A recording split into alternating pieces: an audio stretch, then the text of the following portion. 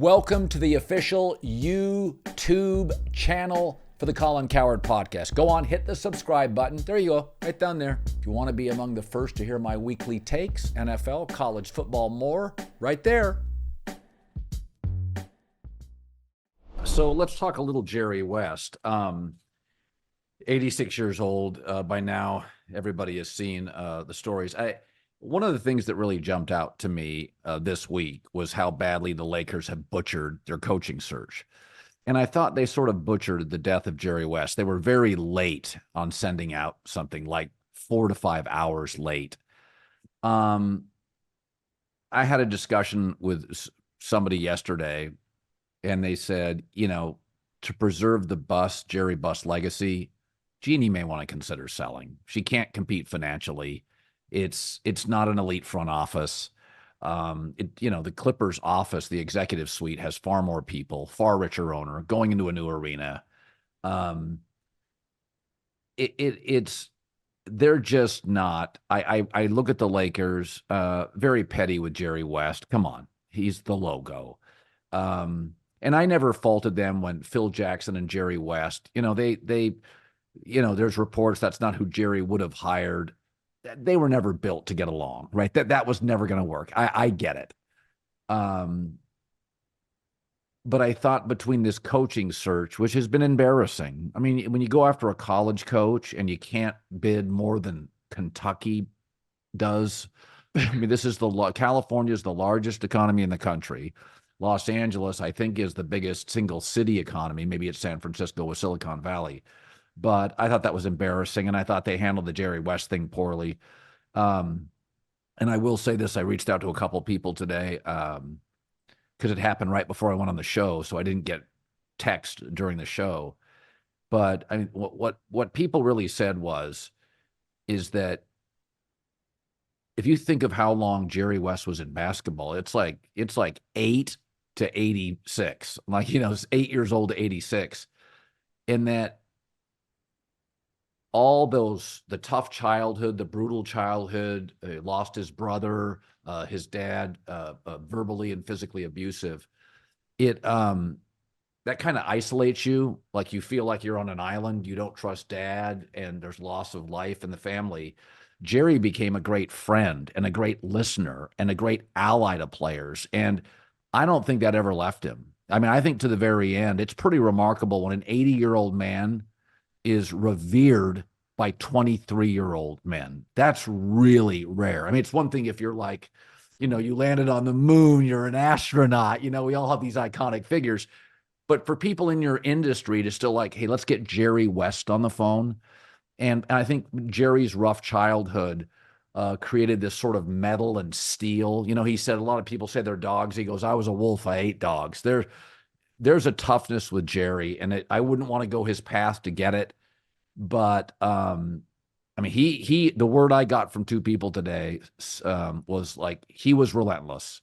If Jerry wanted something, that movie, Rick Bucher said today, he was called the Logo and El Loco. Like they were both nicknames. So, but I guess going back to my point with the Lakers, I thought they were really petty on his death, right? Like, you can be petty in life. Don't be petty when somebody dies. Like, tell your ex-wife, your ex-husband, if they pass, that's the day that you show some grace and class, right? Even if you've had acrimony in a relationship. Yeah, it's a low bar. It's a low bar. It's the day that he died. You're expecting more than that. Obviously Jerry was one of the original psycho competitors, the guys that are just wired a certain way that obviously led to their success. What fascinates me with him too is he's just one of the most respected basketball minds that ever came into the league. And he's got his fingerprints on all of these weird turning points in NBA history. For instance, he was basically the guy that put Kobe and Shaq together. I don't know if you remember this, but he was the guy that stopped the Warriors from trading Klay Thompson for Kevin Love. He said he would resign. Yeah. That was a huge turning point in the history of the NBA had they made that deal. Because I think Kevin Love is a little underrated in NBA history, but he wasn't Klay. And Klay obviously was a natural fit with that team. say what you want about the Clippers, their failures have primarily had to do with health. But like, I mean, if the Clippers ever could stay healthy and together with Kawhi at the top of his game, they would have just been a better version of the Celtics team. And like how rare is it to see an older guy who's been around the league that long, who's got that much of his finger on the pulse of where the game of basketball is heading? Because that's so unique. Because usually it's the older guys that are, still running I formation and Stubborn, still rigid. not playing with Yeah. pace, and they're stubborn. Yeah, exactly. And he was the guy that was just kind of ahead of the curve in all of those different ways. And like, that's what I'll always remember about Jerry West is if you're writing the short list of the guys that were the basketball geniuses in the history of the league, he's just on the short list there. Yeah, there was a humility about him. It's weird to say, but you can be really confident and simultaneously humble. You can't be arrogant and humble, but you could be confident and humble. And he straddled that line where, and again, his childhood probably had a lot to do with that. You're very grateful when you kind of feel like you escape tough times. And, it's like when they, I was a child of divorce, not to bring it back to me, but when you're a child of divorce, it doesn't matter how much you make. You remember not being able to afford like cleats in high school and having to borrow with friends. Like you remember having to wear like ripped shorts in PE class because your mom and dad were divorced. Like, I don't care if you're 70, that shit doesn't go away. Like that, Tom Brady to this day has a chip on his shoulder because he went in the 6th round. You can win 30 Super Bowls. It just doesn't matter. So it's sometimes really bad parenting and bad situations create jet fuel and humility and gratefulness. And I think Jerry had all of those things. And yeah, well, he won't have to watch the Celtics hoist a trophy, I guess there, Jerry, because I know he didn't like that. I guess, listen, Boston has had a great deal of success. The Red Sox don't feel like they're in that stratosphere, but between New England and the Celtics, I said this before the series, the Celtics were too good not to win one. They're too weird to win 4. And this thing will eventually break up. Porzingis' health, Derek White will get paid for by somebody. They're just too good not to win. And in this NBA, I watched them tonight. When they are moving the ball, like the second quarter, my notepad, I'm watching it with my daughter. I'm like, this is insane. This is like if you're in a gym and a bunch of college guys come in and start playing against non-players and you're like, God, everybody's great. Like there was a point you're like, this could be a 40-point game. This is Dallas. The crowd just went quiet. I think Boston's too good not to win a title. Yeah, and we were on that over the last couple of years. They were going to Yes. get one with this group. As soon as they made the Porzingis Drew Holiday trade, it just felt like inevitable that once in the next 3 years they were going to get one. It's just a question of when. And like, I think that it really came down to all season long. It was whether or not Boston was going to play to their strengths when it mattered, and they did. Were we going to get the Jaylen Brown that fell apart against Miami last year, or were we going to get the Jaylen Brown that we know he's capable of being? He's been the Jaylen Brown that we know he's capable of being. Like Drew Holiday, was he going to be a clunky fit or was he going to be a natural fit? He's a natural fit. By the way, watching Drew Holiday guard Kyrie Irving down the stretch of that game, just like there's so many highlights now in NBA Finals history from the last few years of just Drew just putting the clamps by the on way, people. Like, I thought of this. insane. Pigs get fed, hogs get slaughtered, don't get greedy. Is this a moment in time? In a weird way for Dallas, this is sort of a, hey, be careful about Kyrie. You got to the finals. This was wonderful. But Jayson, he's had 8 bad playoff games. Like this, like every third game, it's bad. And it was atrocious defensively. If there's anything out of this series that you go, oh, okay, it's, if Kyrie comes out of this thing, we've seen this with Andrew Wiggins, contract year, gets to the finals. It's the minute he got the bag, he's never been the same player. Like, this is a reminder, Kyrie's not good defensively. He can be streaky. He's very hot and cold. He can fall in those Boston games. In Boston, he gets very ISO very quickly.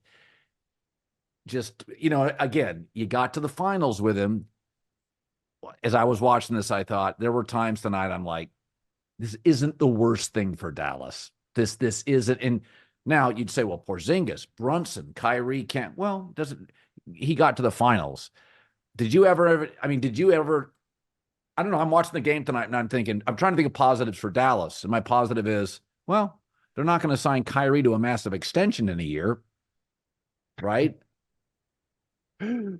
Yeah, I think that Kyrie has been a lot more good than bad in this postseason run. I also think he was pretty good tonight for the most part. Again, the defense hasn't been good he enough. Scored a lot in the first half. Issue.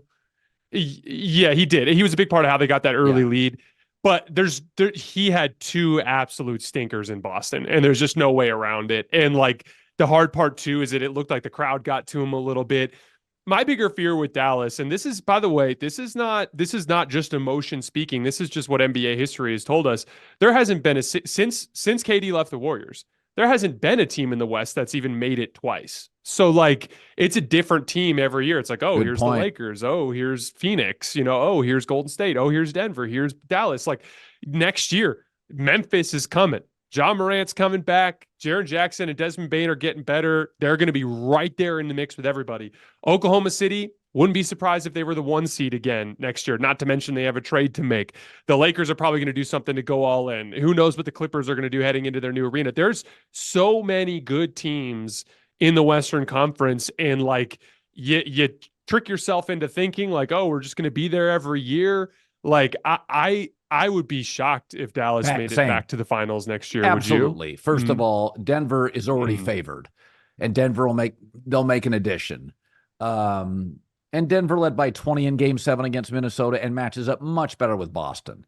Also with Boston, we have to be honest. Porzingis' health is a real issue. This is not a new thing. Like this is who he is. Also, it's different after you win. It is hard. People take a little off season, make it a little longer off season. That's just the reality. It is. I mean, Jaylen Brown signed a max, played great. He may not equal that.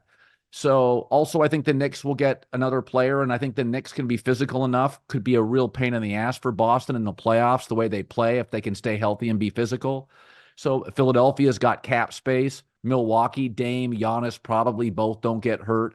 And I think everybody in the West getting better. I mean, OKC's interesting. They have enough draft capital. They're good. They could get great with the right addition like that. Yeah, I think listen, I had Boston in 6. It looks like Boston in 4. But this NBA, which is more international and more parity, I'm here for it. I sat there tonight and I'm like, if Dallas comes back and wins, you got to be kidding me. Like for 2.5 quarters, I'm like, God, Boston this is warrior-like with KD. This is a machine. And then they just got into this awful ISO, like bad. Like I'm talking like 12 out of 14 shots. You're like, that followays. Like I'm like, Missoula, timeout. Get a set play. What are we doing? And then, Tatum hit a couple, Jaylen, Horford, a big defensive play. But I mean, I think this turned out sort of how we thought. It's just been quicker. Well, it should have been more competitive, but we all knew this would happen. You're right. And like, again, all eyes for me are on Luka. If he comes into camp next year and looks physically different, that'll tell me a lot about what he's learned about his game and what he needs to do if he's serious about getting to the promised land. I'll be excited to see that. All right, guys, that's all we have for tonight.